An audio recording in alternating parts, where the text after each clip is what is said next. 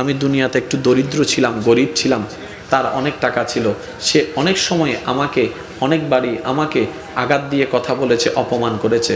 আল্লাহ, ওই অপমানের বিচার আমি দুনিয়াতে পাই নাই, কারণ আমি গরিব ছিলাম দুনিয়াবিভাবে। আমি বললো, চিৎকার করলো, কেউ শুনে নাই, শুনবে না। আল্লাহ, ওইখানে শুনে নাই, কারণ ওইখানে তো আমার মালিক না। এখন তো তুমি আছো আমার মালিক। আল্লাহ, আমাকে এই হিসাবটা একটু বুঝাই দিতে বলো, কেন সে আমাকে অপমান করেছে। আল্লাহ তাআলা জিজ্ঞেস করবেন, ও বান্দা, তোমার এই যে কথা বলছে, ও কি সত্য বলছে? তখন আমি মাথা নিচু করে বলবো, আল্লাহ সত্যিই বলছে, আমি অপমান করেছি। এবার আল্লাহ তাআলা বলবেন, আমার বান্দাকে কেমনে খুশি করবা তুমি জানো, করো, খুশি করো। সাহাবায়ে কেরাম অবাক হয়ে জিজ্ঞেস করলেন, ইয়া রাসূলুল্লাহ, এমনও কি বান্দা হবে আমল নামায় জান্নাতি সব কাজ থাকবে, তারপরে সে জান্নাত পাবে না? এটা কিভাবে? তখন নবীজি বললেন, সে জান্নাতে যাওয়ার জন্য যতটুক পরীক্ষায় পাশ করা দরকার সব পরীক্ষায় পাশ করে যাবে। হঠাৎ করে একজন এসে আল্লাহর দরবারে বিচারের কাঠগড়ায় দাঁড়ায় বলবে, আল্লাহ, ওর সাথে আমার কিছু লেনদেন আছে, ওর সাথে আমার কিছু হিসাব নিকাশ বাকি। আল্লাহ তাআলা বলবেন, কি হিসাব? সে বান্দা বলবে, আল্লাহ, আমি দুনিয়াতে একটু দরিদ্র ছিলাম, গরিব ছিলাম, তার অনেক টাকা ছিল, সে অনেক সময় আমাকে অনেকবারই আমাকে আঘাত দিয়ে কথা বলেছে, অপমান করেছে। আল্লাহ, ওই অপমানের বিচার আমি দুনিয়াতে পাই নাই, কারণ আমি গরিব ছিলাম দুনিয়াবিভাবে। আমি বললো, চিৎকার করলো, কেউ শুনে নাই, শুনবে না। আল্লাহ, ওইখানে শুনে নাই, কারণ ওইখানে তো আমার মালিক না। এখন তো তুমি আছো আমার মালিক। আল্লাহ, আমাকে এই হিসাবটা একটু বুঝাই দিতে বলো, কেন সে আমাকে অপমান করেছে। আল্লাহ তাআলা জিজ্ঞেস করবেন, ও বান্দা, তোমার এই যে কথা বলছে, ও কি সত্য বলছে? তখন আমি মাথা নিচু করে বলবো, আল্লাহ সত্যিই বলছে, আমি অপমান করেছি। এবার আল্লাহ তাআলা বলবেন, আমার বান্দাকে কেমনে খুশি করবা তুমি জানো, করো, খুশি করো। এবার সে বলবে যে, ভাই আমার মাফ কর। চলবে না। এটা দুনিয়াতে হলে চলতো। রাস্তা দিয়ে হেঁটে যাচ্ছে, অনেকদিন কথা নাই, একবার পিছন থেকে যায়, জড়ায় ধরেন তো কাউকে, এ মাফ না করলেন অসাহ্য, মাফ কর। 1 মিনিট, 2 মিনিট, 3 মিনিট আগারাগি গালাগালি কিছু করে, ভাই শেষ, মাফ হয়ে গেছে। দুনিয়াতে মাপ পাওয়া যত সহজ, হাসরে মাপ পাওয়া তার চাইতে 1000 গুণ বেশি কঠিন। আমার ইমানদার ভাইরা বিশ্বাস করেন, আপনি চাইলেই পারবেন, কঠিন কিছুই নয়। বান্দা যখন চেষ্টা করে, রবের রহমতও তাকে সাহায্য করে, বলেন না সুবহানাল্লাহ। এবার সে মাপ চাইতে থাকবে, ভাই আমাকে মাফ করে দে, আল্লাহর বিচারে আমি পাশ হয়ে গেছি, জান্নাত পেয়ে যাব, এখন তোর কারণে আটকে গেছি, ভাই আমার মাফ করে দে। সে বলবে যে, না, আমাকে খুশি কর। তো খুশি করার জন্য কি দরকার? টাকা। এখানে তো টাকা, এখানে তো জমিন, এটিএম কার্ড, বিকাশ, নগদ, তো কি দিব তোরে? বলে যে, একটা কাজ কর, তোর যত নামাজ আছে সব আমারে দিয়ে দে। বুঝবেন, তোর যত নামাজ আছে সব আমারে দিয়ে দে, তাহলে আমি আল্লাহর দরবার থেকে আপিলটা তুলে নিব। ভাই ধর, নামাজ সবগুলো রাখ, তুই যা। এবার আরেকজন এসে বলবে, আল্লাহ, আমারও একটা হাফিল আছে। তোমার কি হাফিল?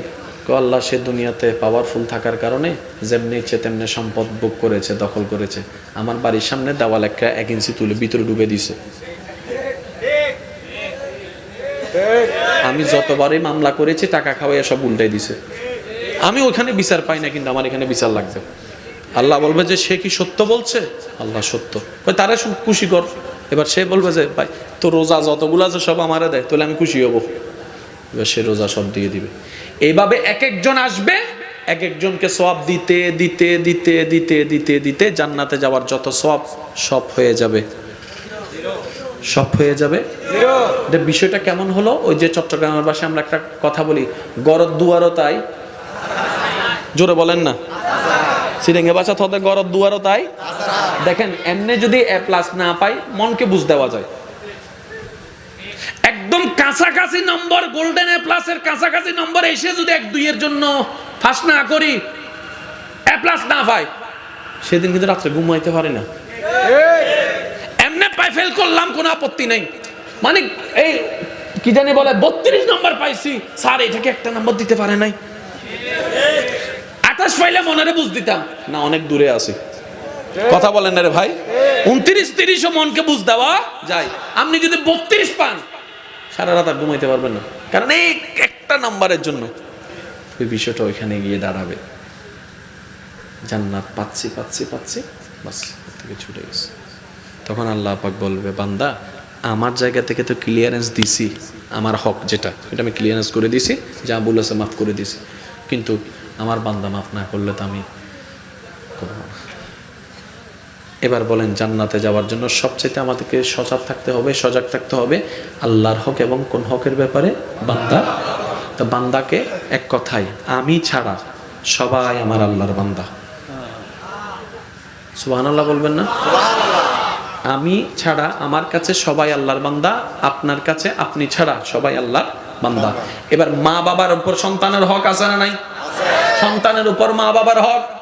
একটু জোরে বলতে হবে। স্বামীর উপর স্ত্রীর হক, স্ত্রীর উপর স্বামীর হক, তারপরে কর্মীর উপরে বসের হক, বসের উপর কর্মীর হক, ড্রাইভারের উপরে যাত্রীর হক, যাত্রীর উপর ড্রাইভারের হক, ক্রেতার উপর বিক্রেতার হক, বিক্রেতার উপর ক্রেতার হক। এমনকি রাস্তায় যে আপনি হেঁটে যাচ্ছেন কোথাও, ওখানে যে হাঁটার যে রাস্তার হকও আছে। সমস্ত হকে যদি আমরা সর্বোচ্চ চেষ্টা করার পরও ফেল যাই, তাহলে আল্লাহ তাআলা আমাদেরকে সাহায্য করবেন। বা একটু জোরে বলতে হবে। আমরা ভালো করেই জানি আমরা কেউ 100 নই। ওই আল্লাহ যে ইসলামকে সাজিয়ে দিয়েছেন, এখানে নাক গলানোর অধিকার কারো? ভাইয়া জোরে বলতে হবে যে এখানে নাক গলানোর অধিকার কারো নাই। কারণ যিনি সাজিয়েছেন তিনি পারফেক্টলি ভাবে সাজিয়ে দিয়েছেন, নতুন করে কিছু সাজানোর দরকার। এবার যেই প্রশ্নটা আমি আপনাদের কাছে করব, সেটা একটু আমাকে বুঝে শুনে উত্তর দিবেন। লাভ চান না লস চান? যাদের ইচ্ছা তারা বলবেন, আর যাদের কষ্ট হয় বলার দরকার নেই। লাভ চান না লস চান? একটু লাভ না বেশি লাভ? ক্ষণস্থায়ী না চিরস্থায়ী? তাহলে আপনার জন্য ইসলাম নামক ফাইলটা দরকার। কাদের দরকার? সবার নয়। যাদের চিরস্থায়ী বেশি লাভ দরকার, তাদের ইসলাম নামের ফাইল দরকার। আর যারা বলবে আসছি, খাবো দাবো, এনজয় করব, চলে যাব, আপনারা না নিলেও চলবে। কারণ এই ইসলাম নামক ফাইলটা কারো মোকাফেক্ষী নয়। আপনারা শুনলে হয়তো খুশি হবেন। প্রত্যেকজনে চায় নিজের দলে মানুষ বাড়ুক, নিজের দলটা বাড়ি হোক। তো কেউ কালিমা পড়ে যদি মুসলমান হয়, তাহলে তো মুসলমানের দলে মানুষ একটা বেড়ে গেল, এটা খুশির খবর। কিন্তু আপনি শুনলে অবাক হবেন, কেউ একজন যদি ইসলাম ধর্ম গ্রহণ করার জন্য কেউ কাউকে যদি হুজুরের কাছে আনে, হুজুর সর্বপ্রথম ওনাকে একটা প্রশ্ন জিজ্ঞেস করবেন, আপনি কি স্বইচ্ছায় ইসলাম ধর্ম গ্রহণ করতে চাচ্ছেন, নাকি কেউ আপনাকে বাধ্য করেছে? তো মুসলমান ভাইটা হুজুরকে বলে, হুজুর এত প্রশ্ন করার দরকার কি? কলমা ফরাই ফেললে তো আমাদের দল একটা মানুষ বেড়ে যাচ্ছে।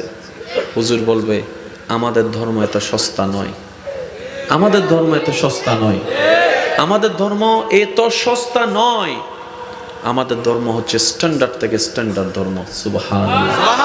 কেউ যদি জোর করে মৃত্যুর ভয়ে, অভাবের ভয়ে, কোনো কারণবশতে আল্লাহ এবং নবীকে ছাড়া কারণবশত দুনিয়াবি কেন্দ্রিক যদি সে ইসলামের গ্রহণ করতে চায়, আমি মারা গেলেও কালিমা পড়াবো না। কারণ আমি 1000 বার কালিমা পড়ালেও মুসলমানের লিস্টিতে তার নাম উঠবে না। কারণ মুসলমান জবানে কালিমা হয় পড়ে, সেই কালিমার ঈমান আগে অন্তরে থাকতে হয় আগে। বলেন সুবহানাল্লাহ। এটা হচ্ছে ইসলামের সৌন্দর্য। সুবহানাল্লাহ। আর একটু জোরে বলবেন না?